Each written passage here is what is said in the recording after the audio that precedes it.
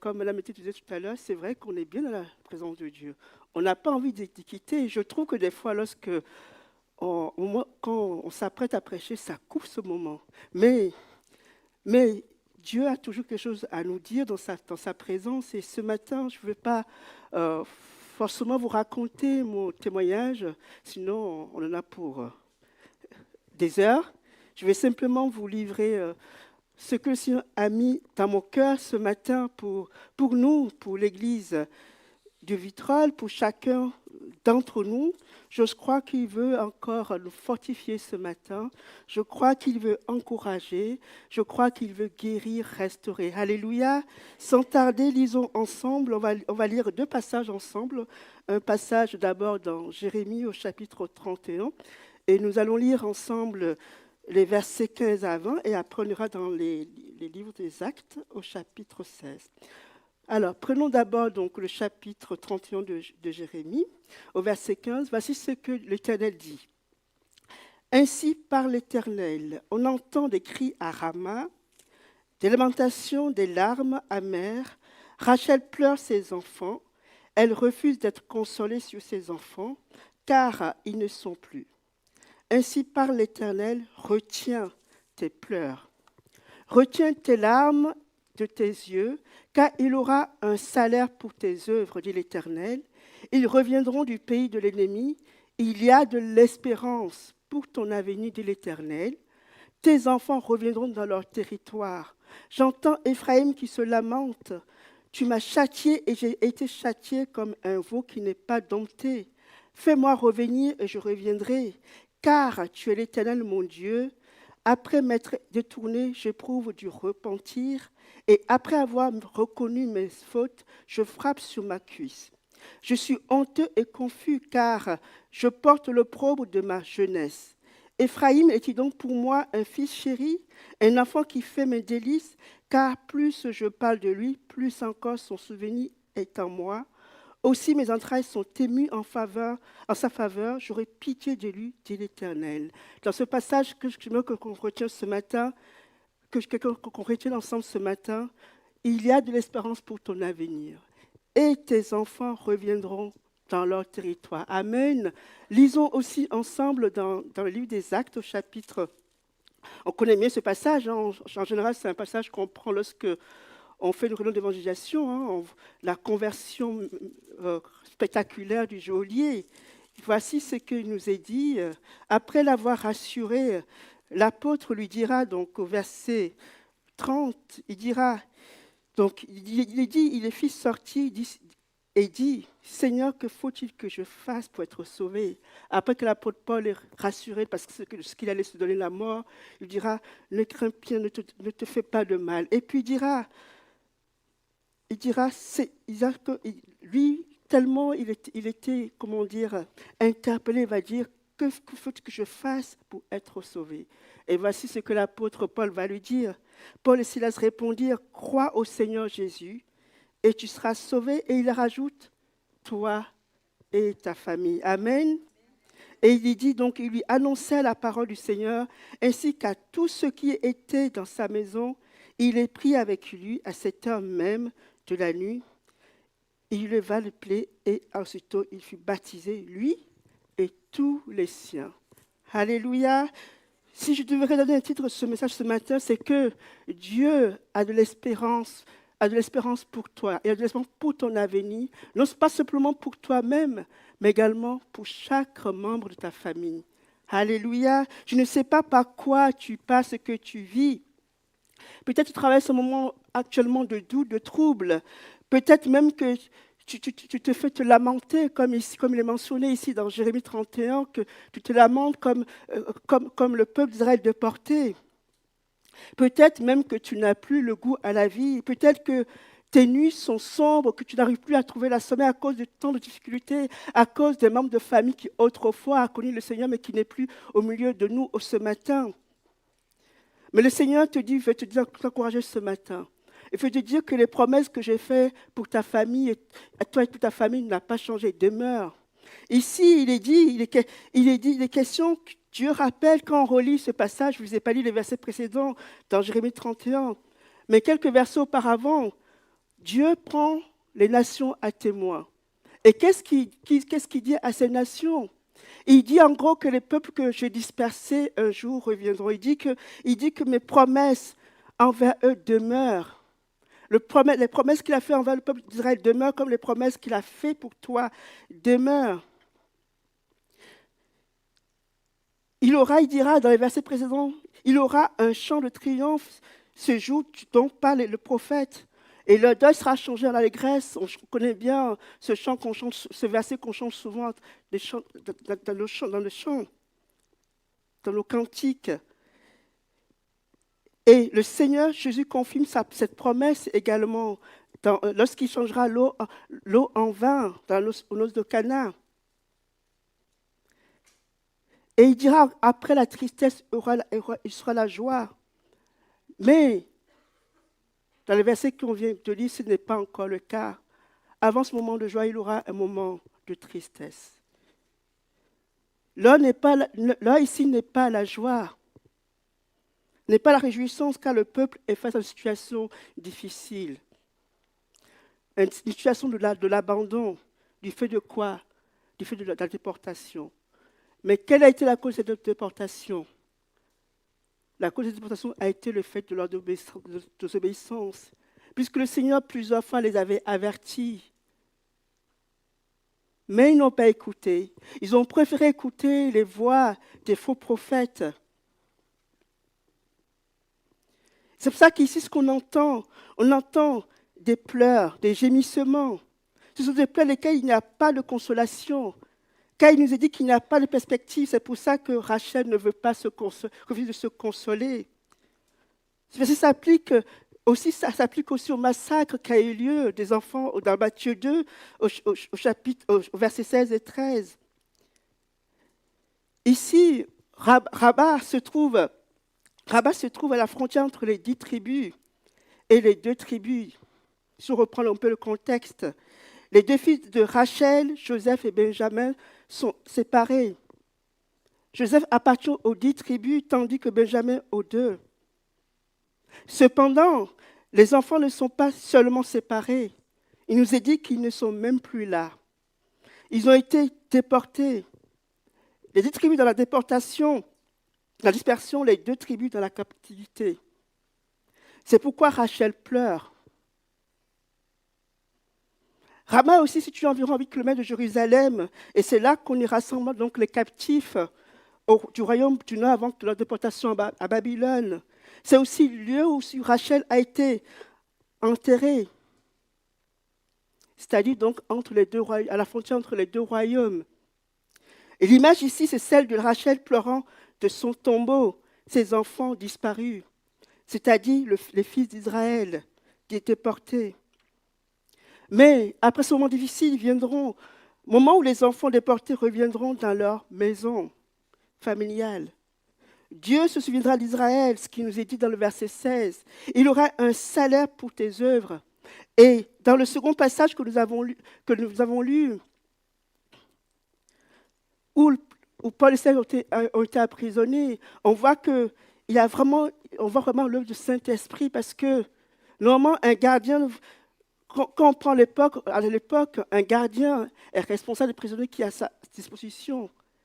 Et si un s'échappe, il est obligé de se donner la mort. Et c'est ce qu'il voulait faire. Mais l'apôtre Paul et Silas vont intervenir, vont le rassurer en disant, ne crains pas, nous sommes tous là. Et lui, touché par la grâce de Dieu, il voudra, que faut-il pour être sauvé? Et c'est quoi les apôtres lui ont annoncé à l'évangile qui va amener lui et sa famille à être sauvés. Frères et sœurs, j'aimerais que ce matin nous réalisons ensemble 3 choses importantes. La première, c'est que les promesses de Dieu pour nous, pour chacun d'entre nous ici, demeurent. Deuxièmement, l'une d'elles est celle notamment de sauver nous et le monde de notre famille. Et enfin, et par conséquent, cela doit nous amener à œuvrer pour le salut des nôtres. Parce que le temps est proche, mes frères et sœurs. Oh, je ne suis pas devant. Et vous savez mieux que moi qu'avec tout ce qu'on vit actuellement, le Seigneur est plus proche que jamais. Nous sommes heureux d'être sauvés. Dieu a eu pitié de nous. Et on sait qu'un jour, c'est vrai, comme on a chanté, on le verra face à face. Mais qu'en est-il des nôtres qui ne sont pas encore à lui? Est-ce que le salut des membres de nos familles est une priorité pour nous aujourd'hui, dans nos cœurs? Est-ce que cela nous amène à nous lamenter, à pleurer pour eux? Est-ce que ça nous amène aussi à prier, à lamenter, à pleurer pour ceux dans le membre de nos familles qui un jour ont goûté la grâce de Dieu, mais qui, à cause de ces circonstances de la vie, s'en sont éloignés? Comme pour le peuple d'Israël, les promesses de Dieu demeurent. Peut-être que comme Israël, tu te lamentes sur tes situations compliquées. Peut-être que même que tu vis avec tu te bats avec un péché. Les promesses de Dieu demeurent. Mais encore faut-il que nous demeurions en lui. Ou que si nous sommes éloignés, que nous nous repentions de manière sincère, que nous revenions. N'est-ce pas Seigneur lui-même qui a dit dans l'évangile de Jean chapitre 15, Jean chapitre 15, pour ceux qui ont la Bible qui le suit, Jean chapitre 15, versets 4 à 9, voici ce que le Seigneur dira. Il dira, demeurez en moi et je demeurerai en vous. Comme le sarment ne peut de lui-même porter du fruit s'il ne demeure attaché au cep, ainsi que vous ne le pouvez non plus. Si vous ne demeurez pas en moi, je suis le cep et vous êtes les sarments. Celui qui demeure en moi, en qui je demeure, porte beaucoup de fruits. Quand ça, moi, vous ne pouvez rien faire. Et il continuera, d'ici, si quelqu'un ne demeure pas en moi, il est jeté dehors comme le sarment et il sèche. Et il dira en plus loin, demeurez dans mon amour. On sait que le problème d'Israël, ici dans le passage présent qu'on vient de lire, c'est qu'ils n'ont pas écouté Dieu. Au travers des différents avertissements qui leur ont été donnés via les prophètes, dont Jérémie. Dieu aimait son peuple et il les avertissait constamment. Mais le peuple préférait ignorer ces avertissements. Les gens préféraient croire aux mensonges des faux prophètes, des belles paroles mielleuses. Ici, des fois combien, des fois dans nos milieux, je ne pense pas ici, mais aujourd'hui, quand vous avez de tout sur le net, des fois certains prêchent l'évangile de la prospérité, ou que le Dieu amour. Mais vous savez, Dieu, c'est un tout. C'est un Dieu d'amour, de justice. Dieu qui guérit aussi. Mais souvent, on insiste souvent trop sur l'amour, sur la guérison. On oublie qu'un jour va revenir pour nous juger, pour juger le péché. Ici, le peuple préférait entendre des belles voix. Non, ne vous inquiétez pas, rien ne vous arrivera. Mais le peuple a continué dans son péché d'idolâtrie.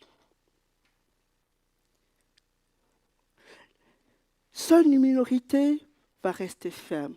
La majorité du peuple devrait suivre la voie des faux prophètes. Au point où ceux-ci devaient adopter, ils ont fini par adopter un style de vie coupable et destructeur. Même les responsables, ils avaient tellement perdu de vue la notion du péché qu'ils maltraitaient leurs propres semblables. Non seulement sans craindre d'être repris par Dieu, mais sans aucun sentiment de culpabilité dans leurs mauvaises actions qu'ils accomplissent à leur égard. Et voilà maintenant qu'ils vont être déportés. Mais Dieu, dans son immense amour, ne se répand jamais de ses promesses. Et comme j'incite, à condition de se détourner de ces mauvaises voies, ainsi pour le reste, demeurant faibles dans leur foi, ils n'ont plus besoin d'exprimer leur voix dans les pleurs. Et l'homme n'a pas besoin de couler, car ils seront récompensés à cause de leur fidélité. Ce qu'il dit, ce que Dieu dit, il dit, retiens ta langue car il aura un salaire pour tes œuvres. Ta fidélité sera récompensée. Et de l'autre, il dit cette récompense est un retour du pays de l'ennemi. C'est ce que l'Éternel lui-même a accompli. Il récompense aussi, il leur donne de l'espoir en attirant leur attention sur ce qu'il arrivera dans l'avenir.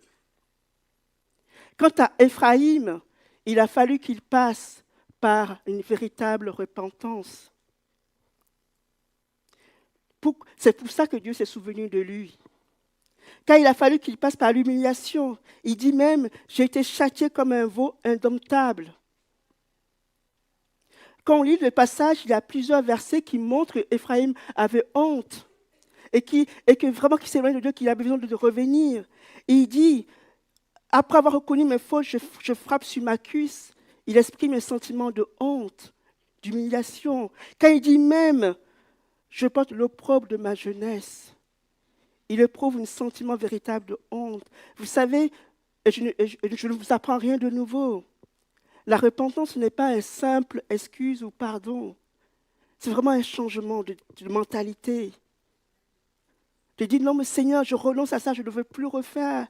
Tu as tellement souffert pour moi sur la croix. Je sais même jusqu'à bois, tu as souffert pour moi.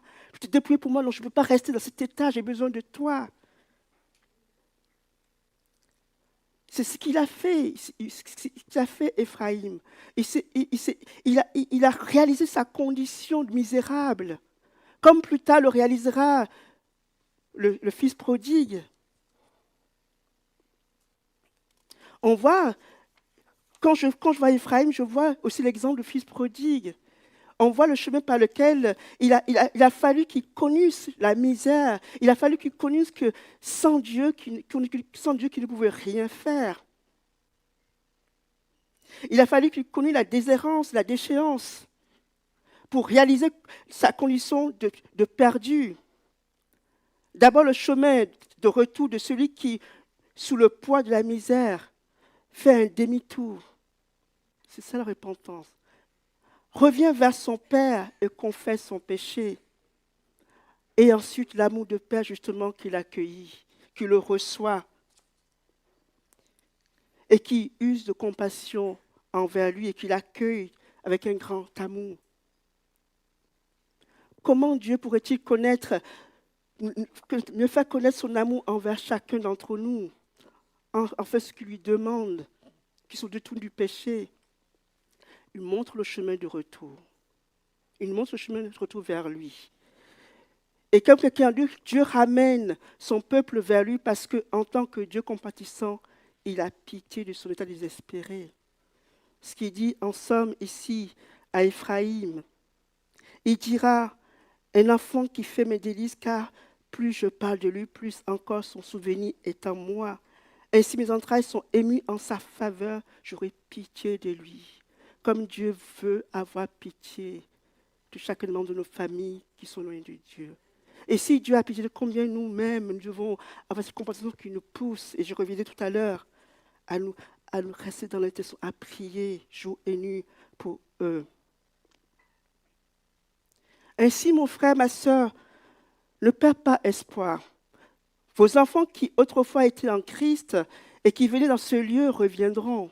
En tout cas, je le crois, parce que c'est une promesse de Dieu. Un jour, quand le Seigneur va les attirer à nouveau à lui, il les amènera à la repentance. Comme on partageait ce matin avec mon frère sur le chemin, Dieu veut toujours agir. Il veut toujours sauver. Il veut toujours guérir. Mais il a notre part à faire, notre part de venir. Notre part de dire, Seigneur, je accepte la grâce que tu m'as accordée et de venir à tes pieds pour que tu m'amènes avec toi. Et pour cela, pour nos familles, nous avons besoin de persévérer. Et c'est l'encouragement que l'apôtre Paul va donner, non seulement aux chrétiens de l'église de Colosse, mais également à l'église d'Éphèse. Qu'est-ce qu'il dira aux chrétiens de l'église de Colosse? Il dira, persévérez dans la prière, et il dira, veillez-y avec une entière persévérance. Il dit, veillez-y avec action de grâce. Et aux Éphésiens, il dira, faites en tout temps par l'Esprit toutes sortes de prières et de supplications. Veillez à cela avec une persévérance et priez pour tous les saints. L'auteur des Épîtres aux Hébreux dira également, car vous avez besoin de persévérance, afin qu'après avoir accompli la volonté de Dieu, vous obteniez ce que vous est promis. Amen. C'est ce que Dieu désire pour chacun d'entre nous. Et comme je disais tout à l'heure, deuxième point, l'une de ses promesses est de sauver nous et notre famille. Dieu sait ta douleur. Dieu comprend la douleur d'incompréhension, le déchirement qu'il y a sur ton cœur actuellement pour tes enfants, pour ton mari qui n'est pas lui, pour ta femme qui n'est pas lui. Il comprend aussi ton profond sentiment de solitude. Tu dis que mais personne ne m'écoute, personne n'est là pour moi. Mais si, lui, il est là. Il est là, 24/24. Comme j'ai l'habitude de dire souvent aux enfants, que quand avant je faisais l'école du dimanche, je dis souvent, vous savez les enfants, le téléphone de Dieu n'est jamais accroché. Vous pouvez le décrocher tant que vous voulez. Et Dieu, il est toujours prêt à nous écouter, à nous entendre, pour agir. Il peut sauver, c'est une promesse. Car l'idée de la famille vient de lui. C'est son désir de protéger le vôtre et de le voir réuni un jour avec lui, dans son royaume pour l'éternité. Il a toujours manifesté ses plans pour la famille. Et on le voit aussi bien dans l'Ancien que le Nouveau Testament. J'aurais pu vous parler ce matin de la famille de Noé, de Noé et sa famille, ou encore ou de l'alliance que Dieu a construite avec Abraham et sa famille. Mais aujourd'hui, je voudrais simplement vous parler d'une personne dans l'Ancien Testament, Rahab. On connaît bien son histoire de Rahab et sa famille. Dans Josué notamment, on voit vraiment la grâce que Dieu lui a accordée à elle et les membres qui habitaient dans sa maison. Dans Josué chapitre 2, verset 19, Josué chapitre 2, verset 19, il est dit « Si quelqu'un d'eux sort de la porte de la maison pour aller dehors, son sang retombera sur sa tête, et nous en serons innocents. Mais si on met la main sur l'un, quelconque de ceux qui seront avec toi dans la maison, son sang retombera sur notre tête. » Et puis dans le chapitre 6, dans la réalisation de la promesse, dans Josué 6, verset 17, il dira que la ville sera dévouée à l'Éternel par interdit, et elle et tout ce qui s'y trouve. Mais on laissera la vie à Rahab, la prostituée, et à tous ceux qui seront avec elle dans sa maison. Nous voyons ici, oui, dans sa maison, parce qu'elle a caché les messagers que nous avons envoyés. Et on voit ici que, ici, le salut de Rahab n'a pas été simplement pour elle, mais également sa maison. Qu'a-t-elle fait pour cela? Elle a reçu les espions envoyés par Josué. Et quand elle a reçu les espions, Dieu lui a donné un signe. Et quel était ce signe? Elle devait attacher un fil écarlate à la fenêtre. Et tous ceux qui étaient dans la maison et avaient le fil écarlate étaient épargnés, tandis que le reste des habitants de Jéricho étaient tués. Le fil écarlate est synonyme ici, signe de salut ici. Le salut du fil écarlate a sauvé la maison de Rahab et tout entière. Et non pas elle seulement. Nous devons voir clairement la portée de ce salut accordé. Le chapitre 2 de Jésus nous donne la promesse. Et le chapitre 6, sa réalisation. La mise en œuvre, justement. Tous ceux qui étaient dans sa maison, qui avaient le fil écarlate, étaient sauvés. C'est là que ça me revient aussi. Ça nous fait penser aussi, justement, au sang sur le linteau pour préserver les premiers-nés des fils d'Israël, pour le préserver du châtiment qui allait arriver à l'époque avant qu'ils ne sortent d'Égypte. Le salut de Dieu est destiné non seulement à nous, mais également à notre famille. C'est pour ça que nous devons sans lasser prier jusqu'à ce qu'ils fléchissent le genou devant le Seigneur. Et dans le Nouveau Testament, on peut voir aussi que Dieu aussi, son désir, c'est non seulement de nous sauver nous-mêmes, également chaque membre de notre famille. Il y a l'exemple de l'officier du roi et son foyer. Dans Jean chapitre 4, verset 53, il nous est dit que le Père reconnut que c'était à cette heure-là que Jésus lui avait dit « Ton fils vit ». Et il y rajoutait que lui, il crut, mais pas que lui. Il crut, lui et toute sa maison. Ici, une seule personne était guérie, le Fils. Cependant, la Bible nous dit qu'il crut, le Père crut, lui, et toute sa maison aussi crut également. bien que le fils fût guéri ici, avait directement reçu sa grâce, toute la maison a pu bénéficier de cette grâce parce qu'eux aussi ont fait la démarche de croire, de confesser leur péché, de se tourner vers le Seigneur. On a l'exemple de Corneille également. Et ici, l'exemple du geôlier dont je vous ai parlé, dont on a lu tout à l'heure l'histoire. Et l'histoire nous atteste que l'église de Philippe s'est établie à partir de la conversion de geôlier et de sa famille. Amen. Alors, pour finir, comment nous devons œuvrer pour le salut des nôtres? Comment nous devons nous œuvrer, frères et sœurs? C'est un grand défi. Hein? Jésus a dit que nul n'est prouvé dans son pays. C'est vrai, il n'est pas évident des fois de témoigner de sa famille. Moi, je sais que, d'abord, c'est un de mes frères qui s'est converti, qui a été touché par la grâce du Seigneur. Aujourd'hui, il est pasteur, hein, aujourd'hui. Mais avant, c'était le seul de la famille. Il a commencé par nous témoigner de l'amour de Dieu. Moi, je vous avoue, hein, pendant 2 ans, je ne voulais pas en entendre parler parce que je me dis, ça y est, il est devenu starbé, pardonnez-moi de l'expression, il est devenu fou. Il a été abonné dans une secte, mais plus je le voyais changer, plus ça m'interpellait. Et un jour, je m'en souviens toujours, c'était un septembre en 2000 où j'avais m'apprêtais à entrer à la fac, où Dieu a percuté mon cœur. Et à partir de là, avec mon frère, pourtant, on est 10 enfants, et dans les 10 enfants, on est 4 au Seigneur.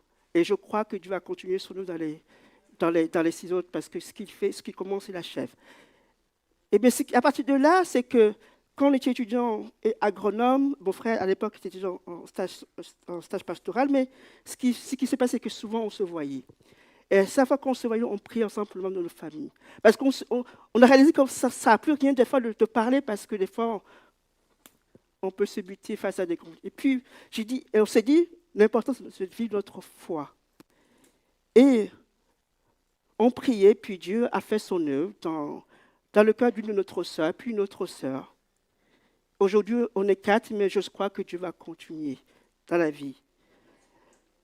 Il fait ce qu'il fait. Eh bien, comment nous devons? C'est un grand défi. Et l'une des raisons pour lesquelles Dieu nous laisse sur terre, justement, c'est pour que Dieu désire la conversion des nôtres, que nous soyons des témoins pour notre famille.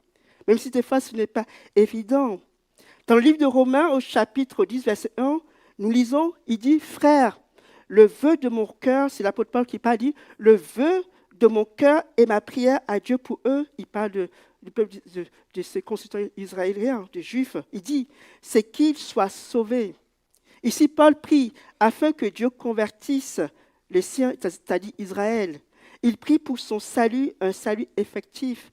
C'est ainsi que nous devons également prier. Nous devons saisir les promesses de Dieu et plaider avec Dieu, afin que ces promesses s'accomplissent en faveur des membres de nos familles, nos proches, nos entourages. Et ça passe d'abord par une véritable compassion nous poussant à être des intercesseurs. Nous ne prions pas pour qu'ils soient comme nous, ni pour qu'ils puissent penser comme nous. Dieu ne fait pas des clones.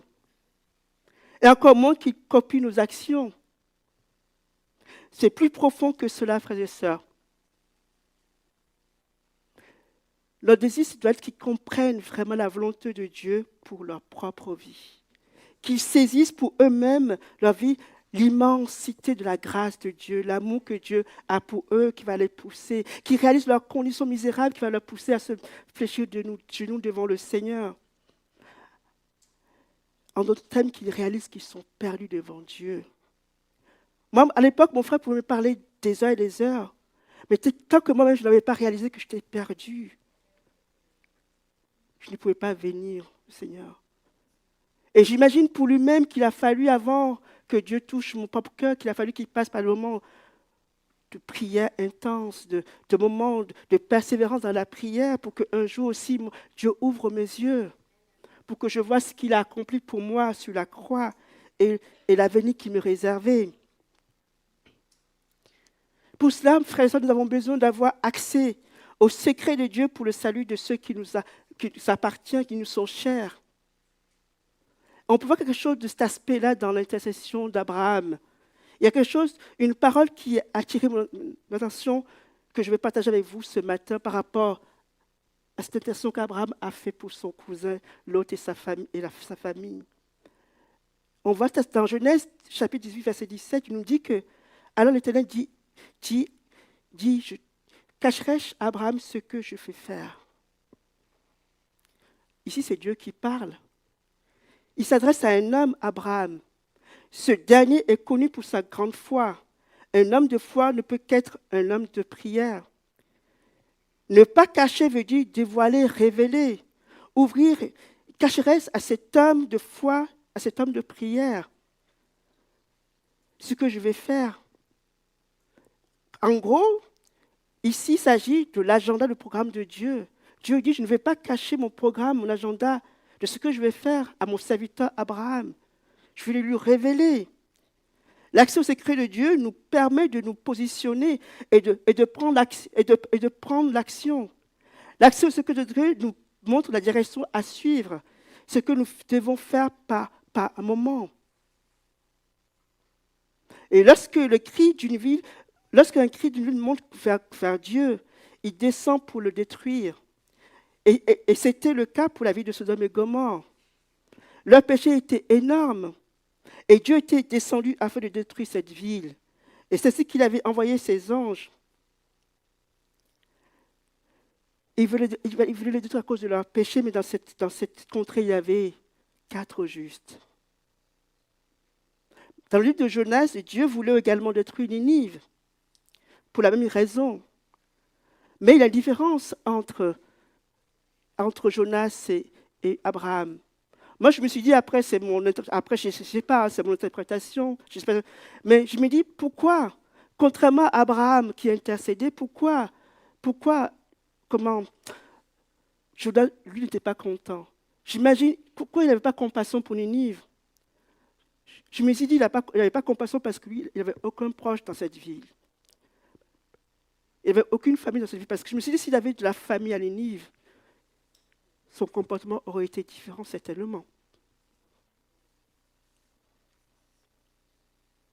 Je pense que Jonas n'avait pas de compassion de la vie de Ninive parce qu'il n'avait personne de sa famille là-bas. Et sur le verset 33 du chapitre 18 de Genèse, Abraham a continué à intercéder en faveur de ces villes. Il demandait grâce à Dieu à cause des justes qui pourraient y habiter. Il a commencé par 50, ensuite 45, 40, 30, 20 et s'est arrêté à 10. Je ne sais pas ce qui allait se passer si Abraham avait continué à demander jusqu'à 4 justes. Parce qu'il n'y avait dans cette vie, que 4 justes, c'est-à-dire l'autre, sa femme et ses 2 filles. Et il dit, Dieu se souvint d'Abraham et il fit échapper l'autre. Ici, on voit cette dimension de compassion qu'avait Abraham. Il n'a pas lâché un moment, il a persévéré. Une fois que Dieu lui a révélé les choses, il n'a pas cessé de prier. Et on voit ce que Dieu a fait après. Bien-aimés dans le Seigneur, si nous sommes justes, comme dit le Seigneur, parole de Dieu, si nous sommes justes, nous sommes enfants de Dieu. Nous méritons le salut en Jésus-Christ. Mais autour de nous, dans nos familles, dans notre société, il y a des personnes qui ne connaissent pas encore le Seigneur et qui risquent d'être détruites à cause de leur péché, qui risquent d'être perdues à jamais. Moi, je vous avoue, c'est une angoisse, pour moi, c'est une angoisse profonde. Je me dis, souvent, je suis là, Seigneur, mais je ne peux pas concevoir. Moi, je suis sauvé, je ne peux pas concevoir que mes parents qui ne me connaissent pas ne soient pas sauvés, que mes frères et sœurs ne soient pas sauvés. Et cette angoisse, c'est encore plus grandissante aujourd'hui, maintenant que je suis père. Parce que je me dis, Seigneur, certes, c'est un cadeau d'avoir des enfants, mais c'est un défi. Et je prie, je dis, Seigneur, ma plus grande réussite, ce n'est pas ce que j'ai un bon travail, une bonne épouse. Ma plus grande, ce serait le fait que mes enfants, un jour, soient à lui. Là, je dis, Seigneur, mais merci. Là, je pourrais dire, j'ai réussi parce que mes enfants sont à toi. Je sais qu'ils ne sont pas dans le monde, mais qu'ils sont au Seigneur. Et vivre dans une société, c'est encore plus compliqué. On en parle souvent avec mon frère, mais Je ne sais pas vous, mais moi je trouve qu'être parent aujourd'hui, c'est compliqué. Je demande tous les jours à Dieu de me faire grâce, de m'y aider, parce que ce n'est pas évident. Que Dieu nous aide vraiment à être des modèles en toutes choses pour eux, pour qu'au travers de nous, ils voient Dieu se manifester. C'est aussi être un témoin véritable et prendre soin de notre famille. Être un témoin, c'est vivre pleinement ce que je dis. Tous les problèmes des familles chrétiennes viennent du fait qu'un membre de la famille n'a pas accepté, ou s'ils l'ont tous accepté, les problèmes viennent de ce que Jésus n'est pas vraiment le Seigneur, de ce que la chair se manifeste encore, qu'elle n'est pas encore morte. Et quand la chair n'est pas morte dans ma vie, que se passe-t-il? Je ne suis pas le seul à le savoir, frères et sœurs. Nous le savons tous, quand la chair n'est pas morte dans notre vie de chrétiens, ce sont les œuvres de la chair qui dominent, qui se manifestent, et le fruit de l'esprit ne va pas se manifester pleinement. Ou bien il va y avoir un mélange. Une heure, ce sera le fruit de l'esprit, et une heure après, ce sera le fruit de la chair qui va dominer. Et quand la chair domine, qu'est-ce qui se passe? Est-ce que Jésus est glorifié dans cette situation? Non. Quand la chair domine, c'est quoi ce qui se passe? Ce que l'apôtre Paul nous dit, je ne prends rien nouveau, aux Galates. Quand ces choses dominent, c'est quoi? Les divisions, les disputes, les animosités, les querelles, les impuretés, les choses semblables, et ces choses empêchent Jésus de se manifester. Et si en même temps que je prie pour mon enfant, ou mon conjoint, ou mon frère, ma soeur, et que je passe mon temps à les dénigrer, ou je passe à l'invectiver, à discuter avec eux, à chercher querelle avec eux, quel témoignage je rends? Vous savez, là où les gens qui nous observent le plus, c'est les gens de notre famille. Hein. Là où on est plus observés, c'est là. Mais si je dis oui, j'aime Dieu, oh Dieu est amour, et que je manifeste tout mon contraire envers les membres de ma famille, comment je pourrais les atteindre à Christ? Comment je pourrais les amener? Notre amour envers notre membre de famille, quoi qu'il nous fasse, doit être un amour indéfectible. Parce que cet amour-là, insondable que Dieu a manifesté vers nous, un amour infini, plein de compassion.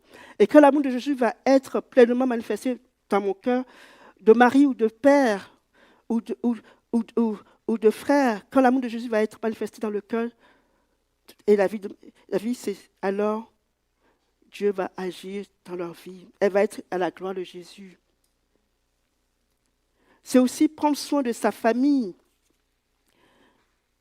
C'est quoi prendre soin de sa famille? Premièrement, c'est un signe de piété. La Bible est claire à ce sujet. Et ce que l'apôtre Paul dira à Timothée dans son premier épître, au chapitre 5, verset 8, 1 Timothée chapitre 5, verset 8, il dira, si quelqu'un n'a pas soin des siens, et principalement ceux de sa famille, c'est dur quand même comme parole, il a renié la foi et il est pire qu'un infidèle. Waouh! Nous ne pouvons pas dire que nous avons la foi si nous négligeons les gens que nous aimons. Or, la réalité observée est que plus les chrétiens servent à l'Église, plus on sert à l'Église, plus on néglige la famille. Et souvent, on se base sur ce passage, souvent que le Seigneur a dit dans Matthieu chapitre 10, verset 37, quand le Seigneur dit « Celui qui aime son père ou sa mère plus que moi n'est pas digne de moi, et celui qui aime son fils ou sa fille plus que moi n'est pas digne de moi. » Cependant, remarquez, le mot « plus » utilisé est l'indication qu'il y a un déséquilibre. C'est donc important de trouver un équilibre entre sa vie d'Église et sa vie de famille. Je ne dis pas que je ne dis pas que les dimanches, les jours de réunion, que ce soit le dimanche, les réunions de prière, je ne dis pas ces jours-là, il faut amener ses filles, ses enfants à faire des activités sportives ou je ne sais quoi d'autre. Mais je crois qu'en dehors des temps de réunion de semaine, on peut trouver le moment pour de la famille. Dans la semaine, si je compte le lundi à dimanche, il y a 7 jours. Hein. Dans toute la semaine, on a des jours. En dehors des jours de réunion, on peut trouver des moments pour les membres de notre famille. Et ça, c'est important pour nous d'établir clairement. Moi, récemment, j'ai dit à ma femme, parce que bon, Dieu nous a fait grâce d'avoir des enfants. Bon, on a mis du temps en avoir, mais on en a deux et ils sont très proches. Un de 2 ans et une qui vient juste d'avoir 2 mois. Et quand on a pris des activités, que ce soit le travail, l'église, à un moment donné, et j'ai dit à ma femme, stop. J'ai dit, maintenant, ce temps, on sait que cette soirée, ce sera pour nous. Qu'on prend le temps de discuter, de prier, de partager, parce que sinon, on se lève manger pas le temps, en fait. Et on oublie l'essentiel, c'est-à-dire se poser avec sa famille, devant Dieu et partager. Et c'est là où on comprend, on réalise des choses, ah ben ouais, je n'ai pas compris telle chose comme ça, et puis on se rééquilibre, on met les choses en place. Dieu est un Dieu d'équilibre. Dieu n'est pas laxiste, il n'est pas non plus légaliste. C'est un Dieu équilibre. Et il veut que notre vie soit... Il désire, c'est qu'on mette une vie équilibrée, fondée sur lui et sa parole. Et je l'accorde que ça demande de l'organisation, mais par son esprit, nous pouvons y arriver. Deuxièmement, prendre soin de sa famille, c'est une responsabilité spirituelle. Et c'est là où j'aimerais en terminer, pour ne pas prendre plus de temps. Si nous faisons partie d'une famille, que nous ne soyons en chef ou pas, nous devrons nous sentir responsables malgré tout de la vie des nôtres, et notamment de la vie spirituelle de nôtres. C'est de ne pas attendre toujours que ça vienne vienne des autres. Souvent on s'attend au pasteur, mais ce n'est pas lui de venir résoudre le problème familial. Ça nous appartient d'assumer en tant que responsable chef de famille. Certes, on peut lui demander conseil. On peut lui demander, il est là pour ça, c'est lui demander conseil. Mais ce n'est pas lui de résoudre nos problèmes à notre place. Chacun est responsable de sa vie. Comme chacun est responsable de son salut, chacun est responsable de sa vie spirituelle qu'il veut mener avec Dieu de famille. Et en tant que chef de famille, nous devons mettre le devant, être capable de donner la parole qui console, édifier et notre famille, justement, pour les encourager à venir à Christ. La vie passe vite, les jours aussi. Et il est important pour nous, comme Dieu nous demande, de racheter le temps. Et le temps doit devenir au contraire notre allié, mais pour nous organiser, avoir une vie d'équilibre et que vraiment et travailler pour le salut de l'autre. Pour que vraiment qu'ils soient encouragés, pour qu'ils reviennent, s'ils ont connu Dieu, qu'ils sont loin, qu'ils reviennent. En conclusion, mon frère, ma soeur, je vais encore insister ce matin. Il y a encore de l'espérance pour toi et pour les membres de ta famille. Dieu a un plan pour toi et ta famille. Il souhaite sa main et te reconforter, t'apporter la délivrance. Et pour la sœur ce matin, je ne sais pas pourquoi Dieu a mis ce message dans mon cœur ce matin, mais pour la sœur qui est en deuil, Dieu va agir. Je crois qu'à travers, malheureusement, ce deuil, des cœurs seront touchés, des cœurs seront amenés à salut. Amen. Il est le Dieu de la consolation, de la restauration, le Dieu qui de l'espérance. Et ce qu'il dit, il accomplit toujours. Et j'aimerais terminer par ce verset dans Ésaïe 44, versets 3 et à 4. Et après, je laisserai toute la place au pasteur Mété. Pour que si quelqu'un souhaite qu'on prie pour lui, qu'il puisse prier pour vous. Il dira dans Ésaïe 44, versets 3 à 4, « Car je répandrai des eaux sur le sol altéré et des ruisseaux sur la terre desséchée. Je répandrai mon esprit sur ta race et ma bénédiction sur tes rejetons. Ils pousseront comme au milieu de l'herbe, comme les sols près de courants d'eau. » Amen. Dieu veut agir, il veut faire couler son amour dans votre vie. Non seulement dans votre vie, mais dans la vie des membres de ta famille. Alors ne désespère pas de continuer à prier pour ton mari, pour ton conjoint, pour tes enfants que tu désires qu'ils viennent. Le temps de Dieu est toujours parfait. On ne comprend pas toujours tout, mais lorsqu'il fait, c'est tellement, tellement merveilleux qu'on a pour une on dit waouh. Et ce sera le cas pour toi et le membre de ta famille. Que son nom soit béni. Alléluia. Je laisse la place à au pasteur.